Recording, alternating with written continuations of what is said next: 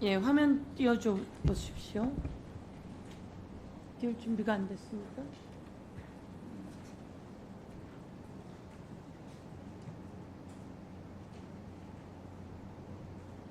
예, 쌍방울 사건 관련해서 우리 법원 행정처장님께 질문하겠습니다. 쌍방울 사건을 수사하는 와중에 이런 게 드러났어요. 저기 화면에 보시다시피요. 2023년에 주택 제공 윗선 지시가 있었다. 아태평화협의회 회장 안부수 딸에게 쌍방울 윗선에서 쌍방울 그룹 윗선에서 안부수 딸에게 주택을 제공해라. 집을 줘라라고 하는 지시가 있었다는 거예요. 그리고 난 다음에 3월에 오피스텔이 제공이 됩니다. 그리고 4월에 안부수의 진술이 바뀝니다. 안부수는 기존에 뭐라고 이야기하냐면요. 북한 측 인사를 만나 이재명 도지사 방북 논의한 적이 없다라고 이야기 진술을 했고 판결이 그렇게 났어요. 재판 결과가 그렇게 끝이 났어요. 맞습니까? 재판 내용이 그래 되어 있으면 말씀이 맞을 것 같습니다. 예, 그렇게 났는데 2023년 4월에 아까 말했던 그 검사 관련한 검사 이성윤 의원이 말씀하신 그 검사가 조작하고 이런 의혹이 계속 많습니다.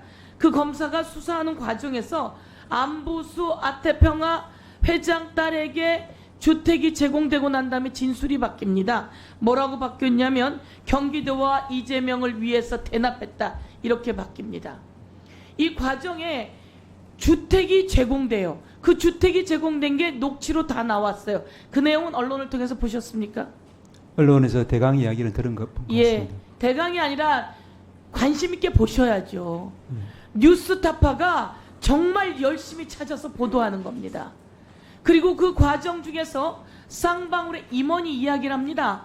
이화영 경기부지사의 말처럼 제가 4차례 5차례 참고인으로 불려갔어요. 그랬더니 거기에 김성태 회장이 있고 이화영 부지사가 있고 검사도 있었습니다. 다른 쌍방울 관계자도 있었습니다. 거기서 우리는 진술 세미나를 했습니다. 이렇게 발언을 해요. 이런 내용도 녹취로 들으셨습니까? 직접 듣지는 못했지만 말씀하시는 부분이니까 아마 제가 그러리라고 직접 봅니다. 녹취로 들었습니다. 이런 내용이 수사 과정에 있었다고 손바닥으로 하늘을 못 가립니다.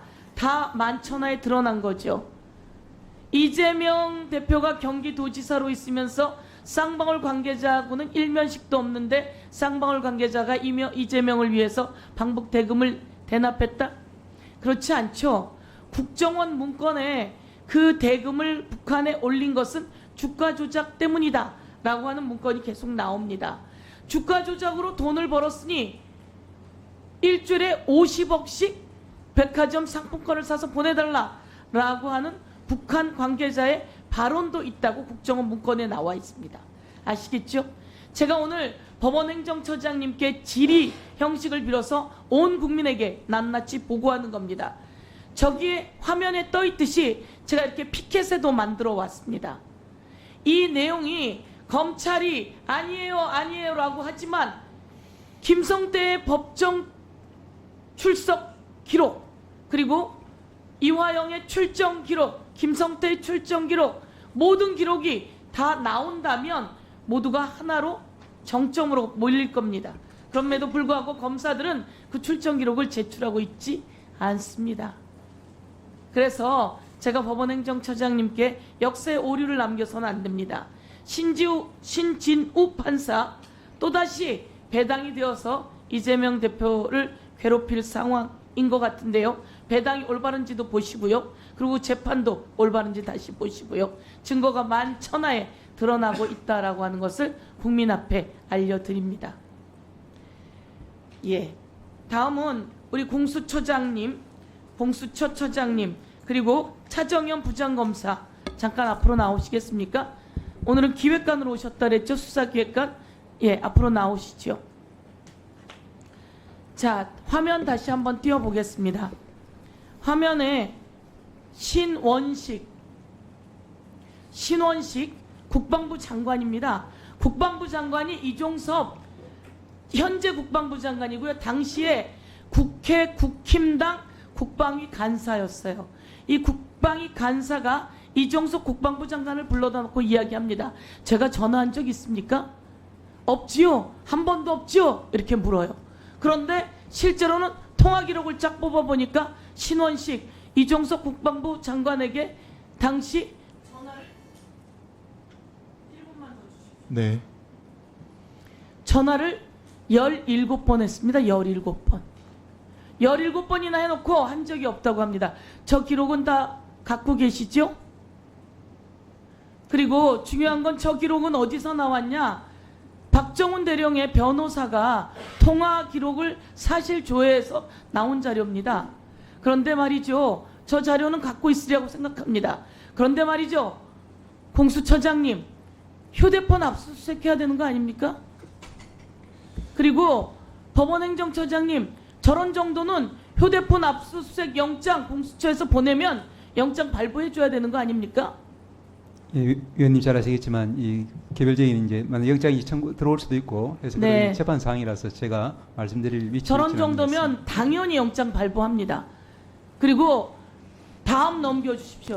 대통령이 통화한 기록이 나옵니다. 이종석 국방부 장관하고 3번이나 대통령이 통화를 했으니 대통령이 이종석 국방부 장관에게 3번이나 통화를 했습니다. 그렇죠? 1시간 동안이나. 이것도 박정훈 대령의 변호인이 찾아낸 그 통화 기록 사실 중였습니다. 우리는 갖고 있으리라 믿고요.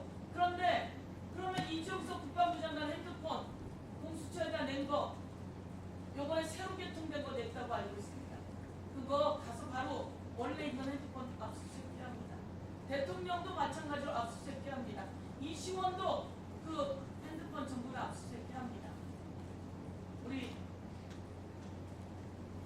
수사기획관께서 답변해 보십시오. 구체적인 통화 내역이나 수사 상황은 말씀드리긴 어렵지만 한 점 의혹이 없도록 철저하게 수사하도록 하겠습니다. 핸드폰을 압수수색하지 않고 어떻게 아무 우려가 없이 할 수 있을까요? 포렌식 해야죠. 누구나 하는 포렌식. 그렇죠? 그런 부분 다 포함해서 원칙대로 수사하도록 하겠습니다. 윤석열 대통령도 이종석 전 국방부 장관도 신원식 현 국방부 장관도 관계자 모두 다 휴대폰 전부 다 압수수색할 것을 강력히 촉구합니다. 이상입니다. 네, 수고하셨습니다. 들어가시고요.